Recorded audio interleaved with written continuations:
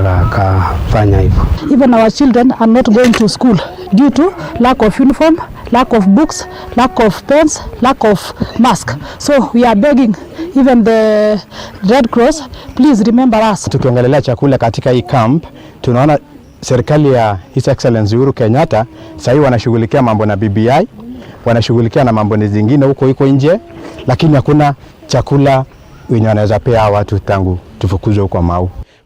Watoto wengi hapa wamechinyonga sababu hawapati chakula. Sababu anauliza chakula, mama yake anaanza kuilia. Mama analia nitampea nini, anashika kamba anaenda kuchinyonga. Mwingine anaenda tumbikia mtoni. Wengine because they have a lot of frustration, wanakimbia kwa barabara ovyo ovyo, wanagongwa na magari kama jana tumepoteza Jerotich.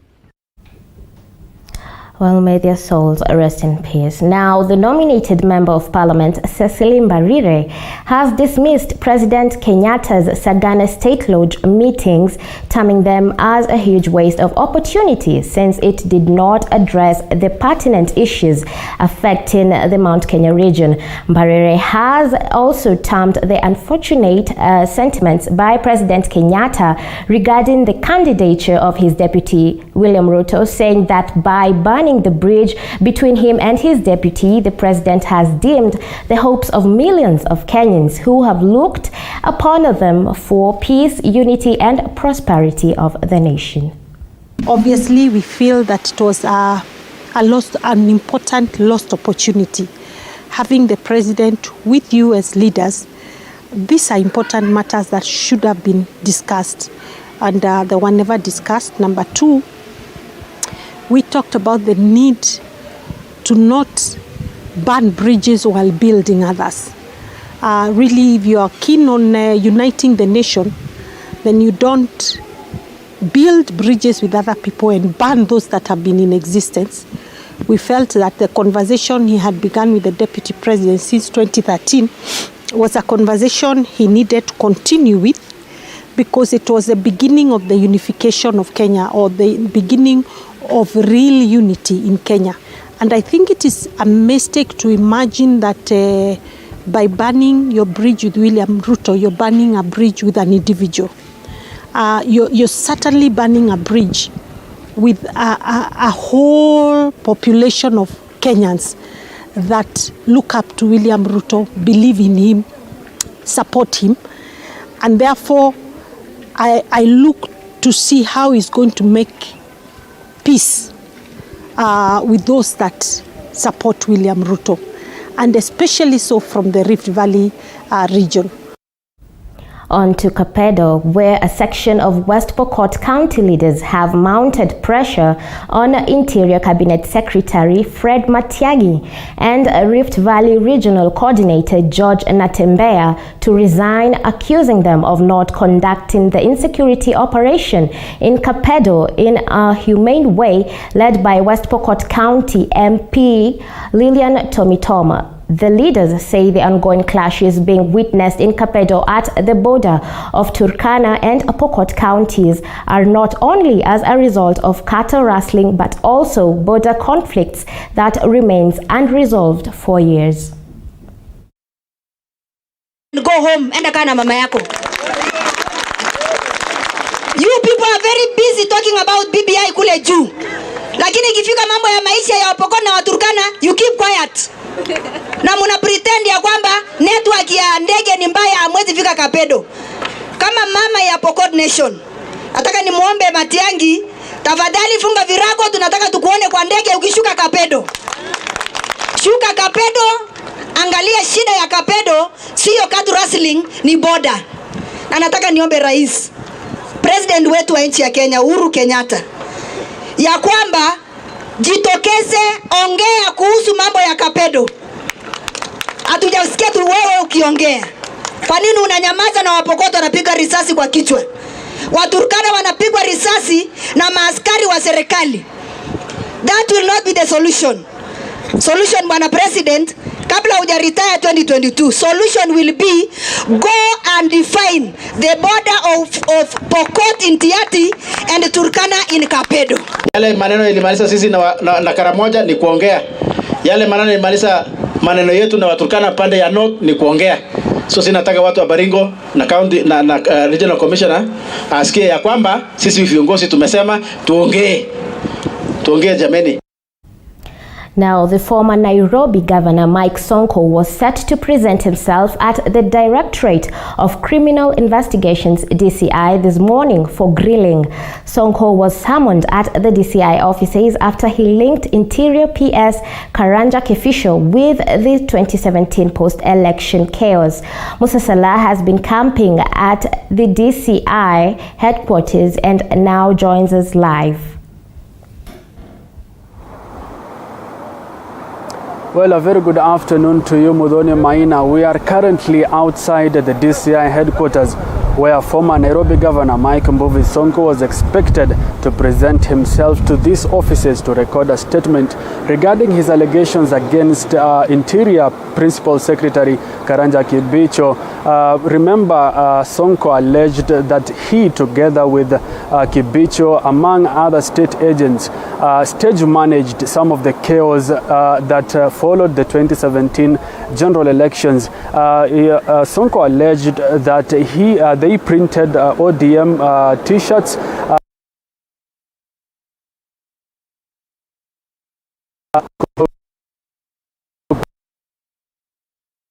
these allegations was here about 6 days ago to record a statement saying that Sonko's claims were just a way to malign his integrity as well as his character. Of course, ODM party has also taken this as a serious accusation and has invited the DCI to investigate this issue. But we've been camping here since 8 a.m. expecting the former governor to appear before the DCI to record the statement. But however, as it seems, there is no show so far, with sources private to the investigations informing us that Sonko says the case has gotten more political and so he will back down for a moment. Remember, the DCI said that if Sonko fails to present himself before the DCI, then they'll be forced to enforce a forceful arrest for that matter. And so we've been here. Remember, also Sonko wrote a letter to the Witness Protection Agency about earlier this week to ask them to provide protection to some of the witnesses in this case. And of course, the main players who are expected to write such a letter or such a request to the to that agency, Witness Protection Agency, is the DCI. And for such a request to go through, then a case must be active in court, which so far is not yet. So we think it is believed that Sonko's request to the Witness Protection Agency may be withdrawn at this particular time. But so far, Sonko has not shown up at this place. And of course, we'll keep you up to date with what will be transpiring from the DCI headquarters. Back to you, Muthoni Maina.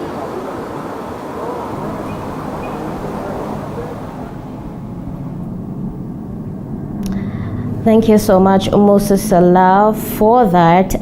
Musa will be following up on that story and will make a detailed report later on for the other subsequent bulletin. Let us not forget that the Interior PS Karanja Kifisho will sue Sonko for the allegations on the elections mayhem. Now, moving on, political leaders from the coast region are currently meeting to forge a political unity ahead of the 2022 polls. Kilifi Governor Amason Kingi has been pushing for a united political party from the region to add to their political bargain in 2022. Mariam Mwacharo has been following up on this and now joins us live.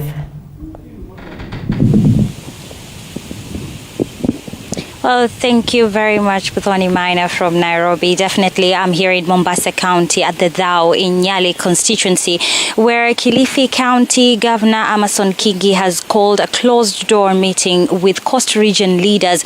We've seen members of parliament come in from morning, 10 a.m. in the morning, 9 a.m. in the morning. Some of the members of parliament had already started arriving. We've also seen governors from different counties and senators alike.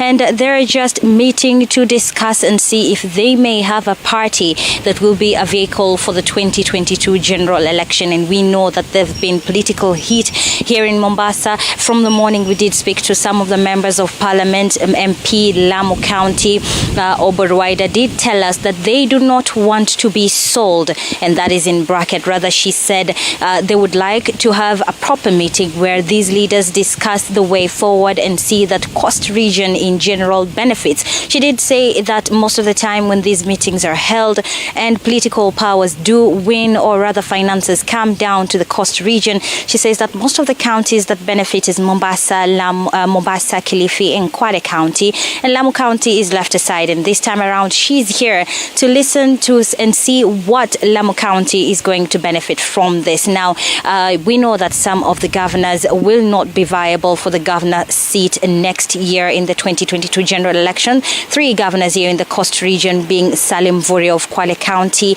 Mombasa County Governor Ali Hassan Joho, as well as Amason Kingi of Kilifi County.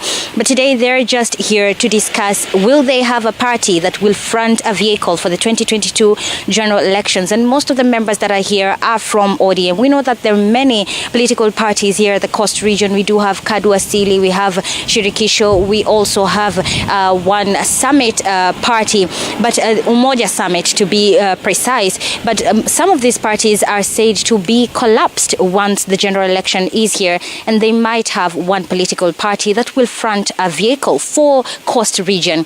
We also spoke with a member of parliament, Senator Tandaza, Kasim Tandaza of Matuga, and he also told us that according to him, he just wants a leader to represent the Coast region. He's not interested in any particular party. He calls for unity of all coastal regional leaders, and he also wants to see a leader that is going to represent the Coast region in general. We know that the political heat has caused some of these areas to have kingpins, if I may say so, for some of the regions here in the Coast. But let's see what comes of the meeting, as of course they're just behind us here. They've been here since morning. They're still debilitating, deliberating and discussing, and after the meeting we'll definitely be bringing you updates on what they have concluded in this long meeting that has called members of parliament, senators and governors, including nominated senators and also women reps. We've seen them come here in this particular discussion, so I'll be bringing you more updates as it happens, and of course after they address the media as soon as they conclude this particular meeting. Mudhoni. Thank you, Mocharo, for that. She will definitely make a detailed report on that will air later on in the other subsequent bulletin. Now, Garissa residents have been urged to stop speculating about the cause of Thursday's fire that destroyed the county assembly chambers on Thursday. After touring the scene, Garissa Governor Oli Korane said that residents should be patient and allow investigative agencies to do their work. Abbas on Saturday convened an urgent meeting with the House leadership to chart the way forward. Present were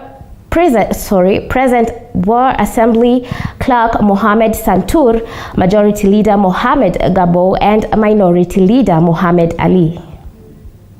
We leave these investigations to those who are qualified to investigate and who have the skills to tell us what exactly happened. In terms of a way forward, I think we will work with the leadership of the Assembly to see what interventions that we can have both in the short term and in the long term, so that the operations of this important institution continue after the recess. Noon cause of fire started in the chambers, and then it engulfed almost 70% of the assembly. Investigative agencies are still investigating to ascertain the exact cause, and we hope to get that report possibly this coming week. But among the offices and the departments which are saved is the office of the Speaker, the office of the Clerk, the Deputy Speaker, the offices of leaders of majority and minority, and 2 departments, finance and procurement.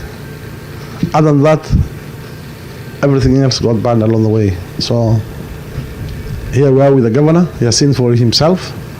As it is currently, the Garissa County Assembly will not be able to operate. Moving on, the Kenya National Union of Teachers, NAT, is calling on the Teachers Service Commission to submit the deduction that their members have been contributing to the union for efficiency running of their union. Boniface Baraza has the details.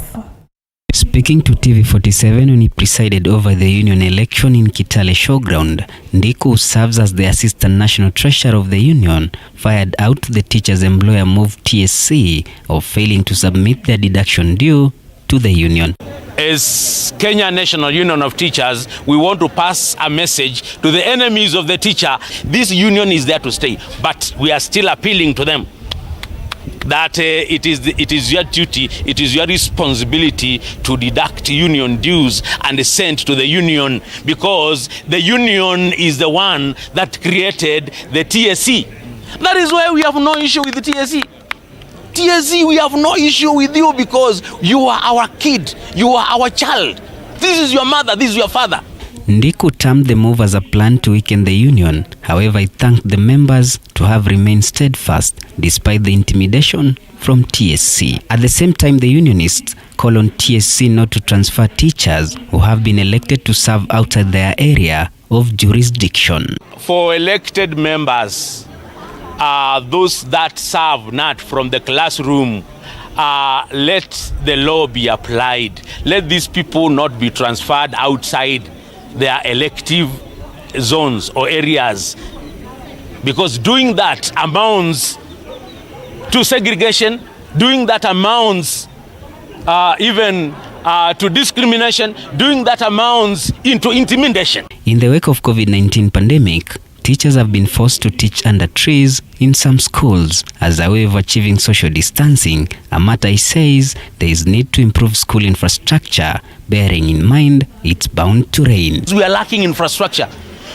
Teachers are heeding to the debate that they teach under trees, but how long shall the weather continue to be favorable?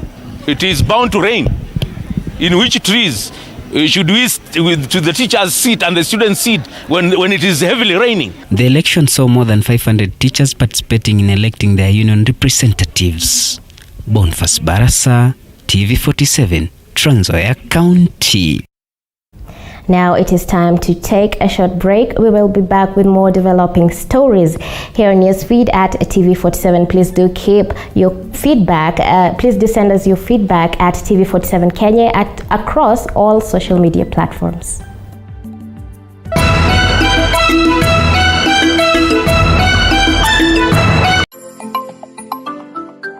Agriculture being the engine of economic growth in Kenya.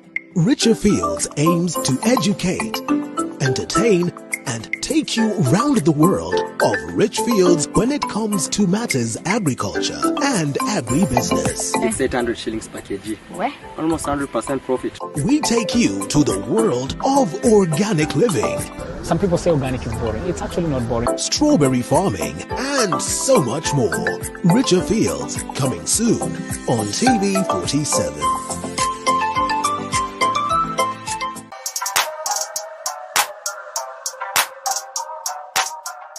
On the Grind, we bring you different entrepreneurs who give the story of their businesses with love and passion. I'm a musician forever.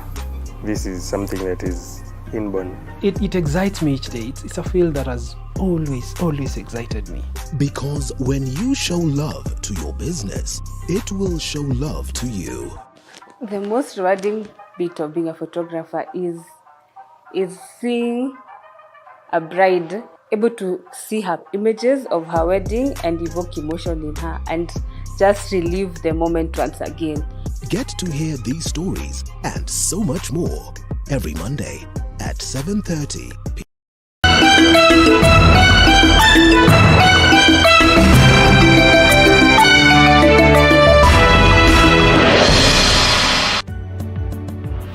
Welcome back. If you are joining us now, I am Muthoni Maina. Now, farmers in Makomboki Tea Factory in Murang'a County are accusing Kenya Tea Development Agency for opposing the implementation of Tea Act 2020. The farmers have decried that after the bill was assented to law in December 2020, KTDA instituted court cases in an effort to ensure the new regulations in the sector will not see light of the day. The farmers, led by former Planning Principal Secretary Irongo Nyakera, asked the government to start implementing pertinent sections of the law so that they can start benefiting from the new regulations. 23 March, hiyo ni yao na sio ya wakulima. For us, what we want to ask government is to actually ensure that we have, in particular, the elections at the factories, that the tea board becomes operational, and that the farmers start getting their 50% of the monthly pays.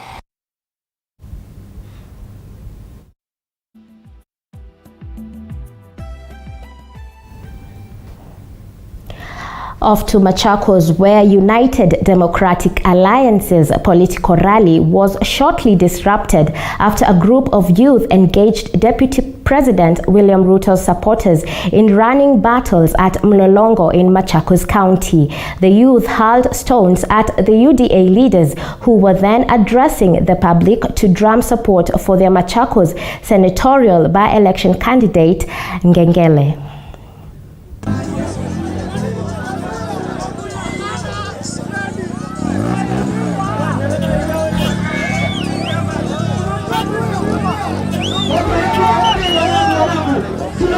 Kuna mtu amerusha mawe kutoka pale, angalieni pale nyuma. Wakishindwa kuaddress hii mambo kwa wakati ufaao, maisha ya wananchi, amani Kenya, amani Machakos, amani Nairobi itaangamia. Vijana 4-5 wanarusha mawe kwa mkutano uliojaa watu ambao wanataka kusikia sera ya wananchi. Tutaleta helmet inaitwa